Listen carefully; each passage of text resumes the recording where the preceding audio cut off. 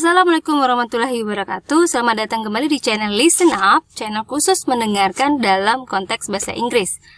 Materi kita kali ini ada tentang alfabet, di mana kita akan memberikan tips-tips dalam mendengarkan alfabet ini, terutama dalam konteks ujian. Misalnya seperti ujian IELTS yang biasanya akan ada diujikan, dan biasanya speakernya itu mengeja suatu nama, tempat ataupun nama orang. Jadi kita diminta untuk menuliskan nama itu kembali. Nah, yang harus kita waspadai adalah bahwa walaupun huruf alfabet dalam bahasa Indonesia maupun bahasa Inggris itu sama, tapi cara pengucapannya berbeda. Makanya di situ jadi membuat otak Indonesia ini bingung ketika mendengarkannya. Jadi suka salah-salah kaprah. Contohnya vowel. Vowel itu adalah huruf hidup. Kita punya huruf hidup itu adalah A, E, I, O, dan U. Nah, cara bacanya ke dalam konteks bahasa Inggris adalah A akan menjadi E akan menjadi I akan menjadi I, O akan menjadi O, dan U akan menjadi U. Mungkin untuk O dan U tidak terlalu membuat otak kita bingung, tapi untuk A ini suka bingung karena ingat, jadi ketika kita dengar E, maka kita harus menuliskan A dalam konteks Indonesianya. Ketika kita mendengarkan I, maka kita menuliskan E. Dan ketika kita mendengarkan I, maka kita akan menuliskan I. Jadi jangan sampai, atau seringnya orang Indonesia itu ketika mendengarkan kata huruf E, maka kecenderungan otaknya akan menyuruh tangan menuliskan huruf E. Yang benarnya adalah harusnya A. Atau ketika kita mendengarkan huruf I, cenderung otak kita akan menyuruh kita untuk menulis I beneran gitu. Padahal harusnya ketika mendengarkan I, maka huruf yang kita tulis harusnya I. Jadi hati-hati dengan vowel A, E, I dalam konteks bahasa Inggris menjadi A, E, I.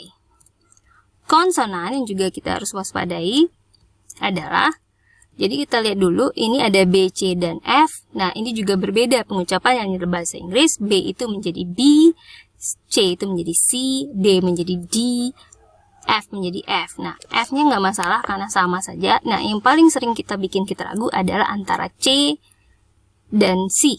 Jadi ingat, C dibaca dalam konteks bahasa Inggris itu menjadi C. Kemudian yang juga sering orang salah atau orang Indonesia salah adalah G, H, dan J. Jadi, G dibaca G dalam bahasa Inggris, H dibaca H, J dibaca J, K dibaca K. Nah, hati-hati, kalau dengar H, maka langsung otak kita harus menuliskan H. Dan ketika mendengarkan G, maka G, dan J, maka adalah J. Jadi, jangan sampai kebalik. Dengarnya J, bikinnya G. Dengarnya G, bikinnya malah J. Jadi ini yang sering kebalik. Jadi ingat, J dalam bahasa Indonesia, jadinya dalam bahasa Inggris adalah J. Kemudian kita juga punya L, M, N. Nah, ini mungkin tidak terlalu bermasalah. Jadi hampir-hampir mirip cara membunyikannya. Kemudian kita punya P, Q, R, dan S. Jadinya dalam bahasa Inggris P, Q, R, S. Nah, mungkin akan sedikit bingung dengan R ya, karena memang beda banget. Ini R jadinya R. Kemudian kita juga punya, diulang kembali nih, T, V, W, dan X. Jadinya dalam bahasa Inggris T, V, W, dan X. Mungkin di sini yang sedikit berbeda adalah W, W. Nah, ingat kalau W berarti ya V-nya 2 kali, istilahnya W jadinya. Kemudian yang terakhir kita punya Y dan Z. Nah, Y berbeda, ini kita harus bacanya Y, dengannya akan dengar Y. Z bisa Z. Jadi kalau dengar kata Z sama dengan Z. Jadi hampir mirip pengucapannya dalam bahasa Indonesia. Jadi boleh Z, boleh Z. Kita recap kembali, jadi harus hati-hati dengan huruf A yang kemudian menjadi E yang kemudian menjadi I, G yang kemudian menjadi G, H yang kemudian menjadi H, kemudian I yang kemudian menjadi I, dan J yang kemudian menjadi J, kemudian R yang kemudian menjadi R, dan Z bisa Z, bisa Z. Semoga tipsnya mudah dipahami.